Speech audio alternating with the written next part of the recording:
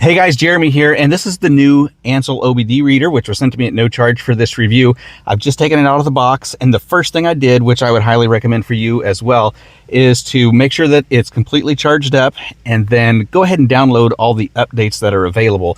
I think I had about 95 updates that were available, and so I went ahead and installed that. Didn't take but just a couple of minutes. So you're going to connect this to Wi-Fi.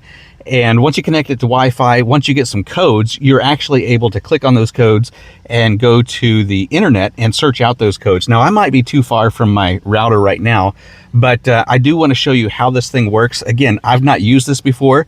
I have one very similar to it, so it's just out of the box, and it's going to be a fresh startup. So once it's on here, we have several different options. Number one, we've got an auto search, diagnose, OBD or onboard diagnostics, then maintenance, file, consult, and service. So the first thing that we want to do is we want to just check our OBD. So we're just going to click on that, and it's connecting to the car right now, and it may have me start the car. I would assume so. We'll see what comes up next.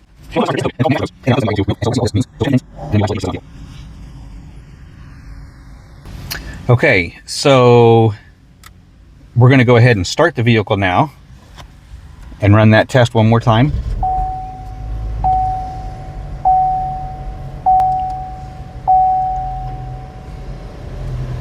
All right, there we go. Now we're getting some.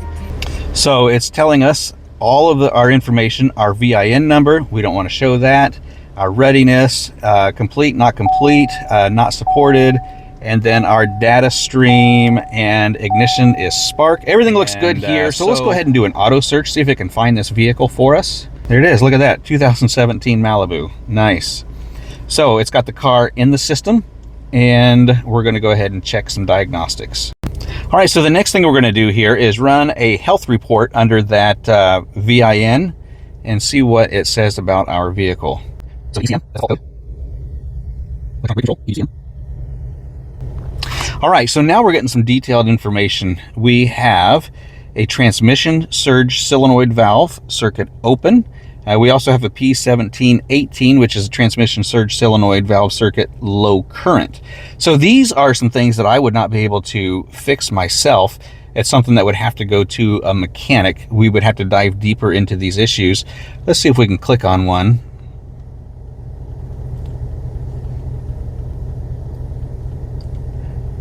And we're too far from the router to get any sort of a signal. So, but that's a feature that is available if you were close enough to your house or if you had it connected to the internet. We're going to do a system scan next. So what it's looking for is, does it have these things? Does it have an ECM? Does it have a TCM? Does it have an EBCM? And it's saying that it is equipped with all of those features, and then we can run those tests on that health report. So next thing we're going to do is go back to our home screen. So next thing we're going to do is run this OBD, see if we can get some codes to come up. This DTC is called the default trouble codes in the computer, which is in the ECU. I'm not sure if we can click on that. And enter. Now we can do a live data.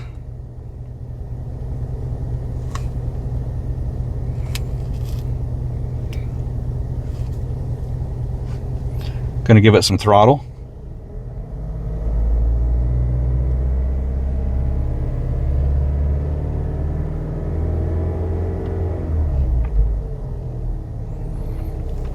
So what we have here in the red is where it is on a live feed. Over here in the black is the standard range that it should be in. So we got a throttle position sensor, might be something to look into in the future. Everything else is looking fairly good. Engine coolant temperature. We just started the car, so it's not warmed up all the way yet. Evap sensor. Evap system vapor pressure. Once you give it some throttle, it makes its changes there. It's going to be the same on a lot of these. So what this device is going to show you is really absolutely everything about your vehicle and show you stuff that you need to know, and really it's going to show you some stuff that you don't want to know. I mean, when you're driving along and everything feels comfortable, you don't want to know that you got some issues with your throttle position sensor, or you don't want to know that you got some issues with your transmission. I mean, those are nice to know, but if everything's running smooth, I like to just run smooth. What we're going to do is clear our default codes now and see if they come back. DTCs have been cleared. Yes, and the check engine light is actually off. If you want to show that up here, there is no check engine light anymore. It used to be right there.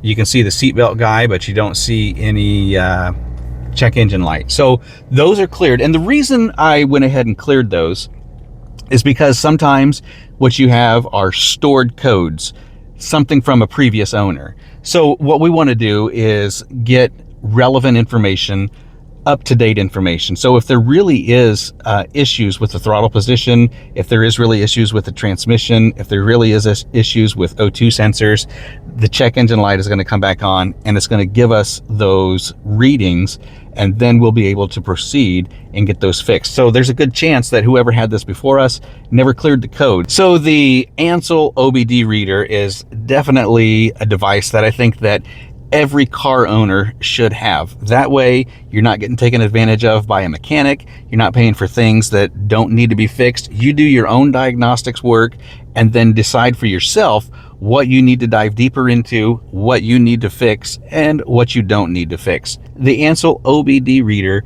is definitely one that's going to help you make those decisions.